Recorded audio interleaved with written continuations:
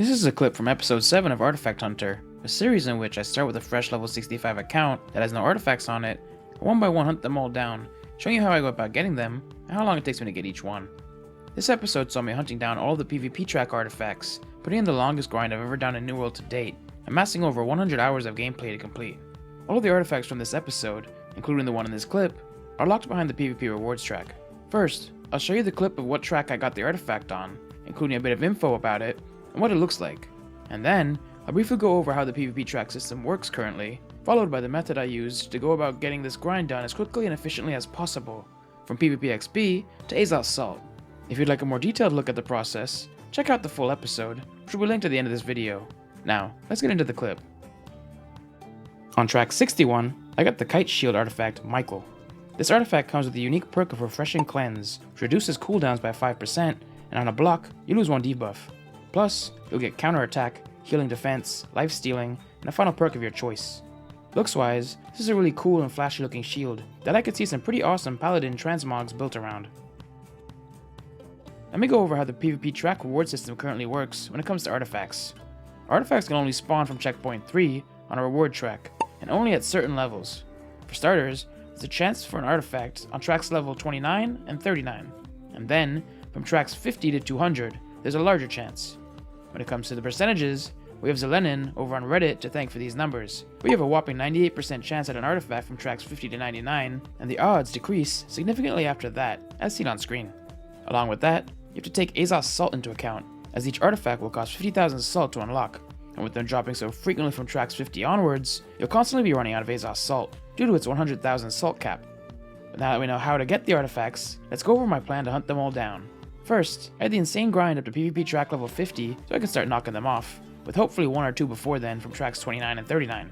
Getting one on either of these tracks would help out massively, as during this grind, I'll be finding myself at Azoth Salt cap frequently, so to be able to spend 50,000 salt and start earning more again will save me a bunch of time in the long run. Then, once I hit track level 50, my grind will be more based on getting Azoth Salt, as I'll want to unlock 1 artifact per track level from then on, and I'll be getting track levels a lot quicker than I will be getting 50,000 salt. In anticipation of this, I'll be stacking up as many Azoth Salt vials as I can during this period, from the PvP track rewards, season pass, and any other way possible. That way, when it comes to time to getting the artifacts, I should be able to unlock quite a few in quick succession. But what will I be doing during this period to earn PvP XP and level my PvP tracks?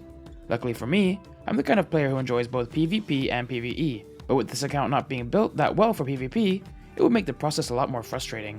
So I opted to mix a variety of PvE and PvP methods, depending on what I was in the mood for that day, which I will go over quickly. If I was in the mood for PvP, I'd jump in and tag all the races I could for the day, especially ones my faction was defending in, for higher odds at winning, and therefore more PvP XP.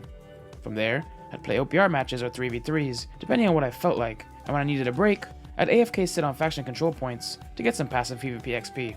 If you're looking for a guide on how I go about faction control points, I'll link one in the video description. If I wasn't in the mood for PvP, or I was getting frustrated with it, I'd focus more on PvE methods, which I'll quickly go over. For starters, there's the Great Cleave missions method, which is a simple and relaxing method for when I needed something less intensive. A video going over how I go about doing this method will be linked in the description as well, and at the end of this video.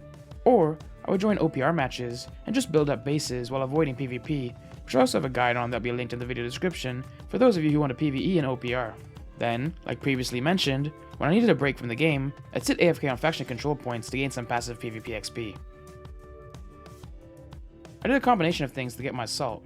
When I felt in the mood for PvP, I'd jump into some OPR matches and races, especially ones where we were defending, as a good source of salt.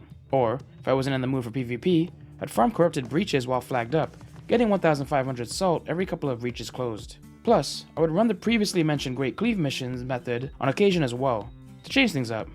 I would also put all of the gold I was earning in this period into doing the Infused Alkahest method to earn Azoth Salt on the side, which is a method I made a video going over that will be linked in the video description below.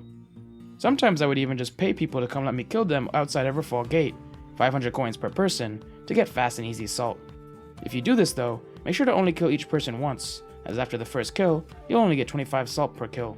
I would get anywhere from 400 to 2,300 salt per kill doing this, but every once in a while, kills would only give me 25 salt, so this is a very all over the place and expensive method. Thanks for watching another video. If you'd like to see the episode of Artifact Hunter this clip was taken from, click on the video to the left.